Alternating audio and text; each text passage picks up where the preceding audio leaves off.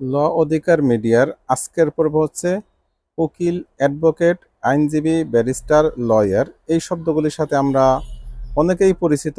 আবার অনেকেই যারা নতুন মামলা করেন বা নতুন মামলা করতে যান বা নতুন মামলা খেয়েছেন, তাদের জন্য অনেকটা সমস্যার সম্মুখীন হতে হয়।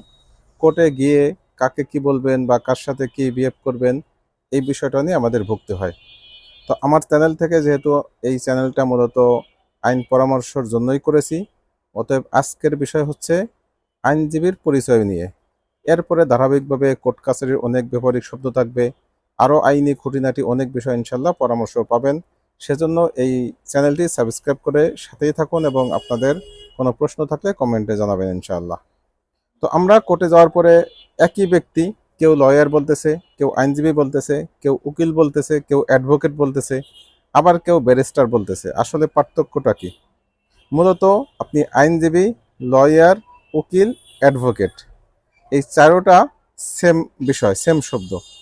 শুধু বাড়তি ব্যারিস্টার যিনি ব্যারিস্টার করার জন্য আপনার বার অ্যাট ল তথা লন্ডনে পড়ালেখা করতে হয়, সেখান থেকে বার অ্যাট ল করলে তাকে ব্যারিস্টার বলা হয়। বাকি যিনি ব্যারিস্টার তিনিও একজন অ্যাডভোকেট বা আইনজীবী বা উকিল বা লয়ার, যেটাই বলেন।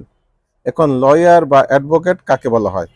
মূলত বাংলাদেশের যে বার কাউন্সিল রয়েছে, সারা বাংলাদেশে একটাই বার কাউন্সিল।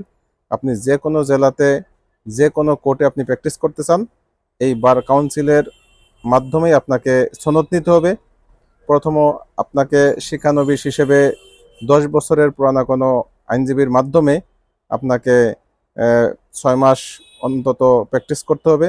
তারপরে আপনার যেই পরীক্ষা আসবে সেই পরীক্ষা অ্যাটেন্ড করবেন। প্রথমত আপনাকে এমসিকিউ, তারপরে রিটেন, এরপরে ভাইবার মাধ্যমে পাশ করলেই আপনাকে বার কাউন্সিল থেকে সনদ দেওয়া হবে, সনদ নাম্বার পড়বে, তখন আপনি আইনজীবী তালিকাভুক্ত হবেন। আপনি আইনজীবী তালিকাভুক্ত হওয়ার পরেই আপনাকে আইনজীবী বলা হবে। অতএব আমরা কোর্টে যাদেরকে দেখি, আমাদের পক্ষে যারা মামলা লড়েন, তারা সকলেই আইনজীবী। তাদের কেউ কেউ উকিল বলে থাকে, কেউ কেউ লয়ার বলে থাকে, কেউ কেউ অ্যাডভোকেট বলে থাকে, সব সমর্থকবোধক শব্দ। আর এই অ্যাডভোকেটদের একটি শ্রেণী যারা বাইরে থেকে পড়ালেখা করে আসেন, বিশেষত লন্ডন থেকে, লন্ডনের বার অ্যাট ল করেছেন, তাদেরকে আমরা ব্যারিস্টার বলে থাকি।